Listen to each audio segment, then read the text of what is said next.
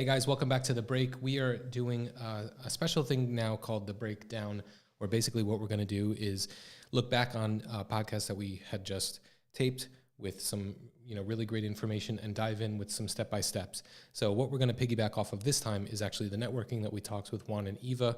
What I want to do is actually dive into Alex's computer, where he's been doing really great work with networking and organizing who we get in touch with and how to kind of follow up and keep track of those follow-ups.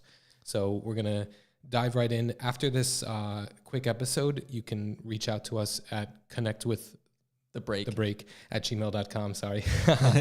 And just tell us, very briefly about, what you want to use it for. We'll shoot over the Google Doc link so you guys can get started with that. But yeah, Alex, why don't you just dive in real Perfect. granular and show us what's going on. Perfect. Yeah. So for anybody who's going to reach out to any investors or anybody, basically this template is really structured for it to be simple and really to just keep kind of following back up.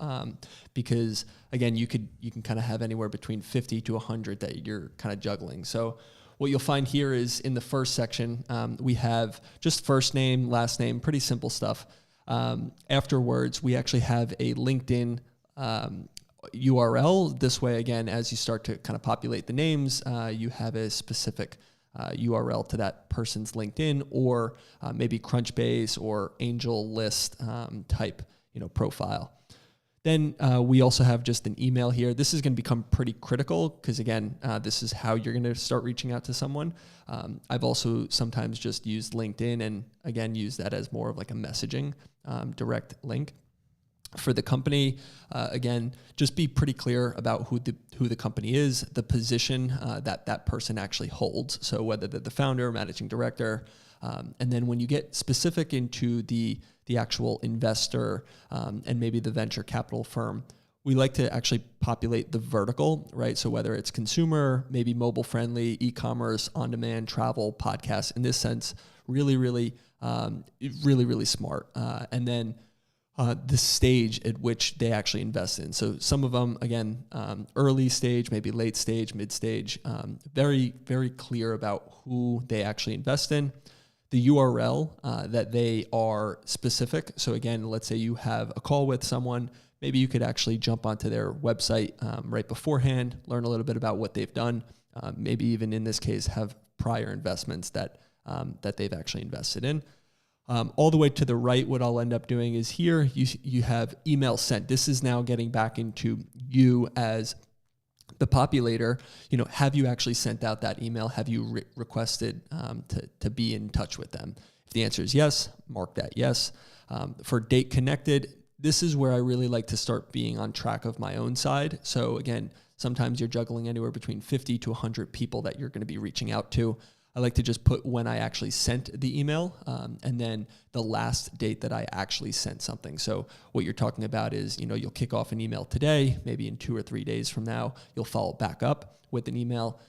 You just want to be mindful of, what the last time that you actually respond, that you've connected with them. Over here, I actually have, did they respond?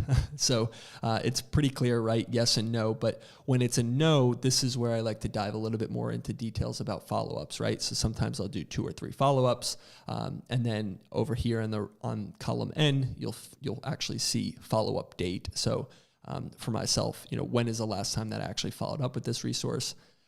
And then lastly, anytime that you've actually had a conversation, write the notes. So I always actually dump it here into Excel in addition to actually having a OneNote that has pretty detailed, bullet points or kind of where we left off so that, let's say I follow back up in a few weeks, I know what I could actually, talk to that person.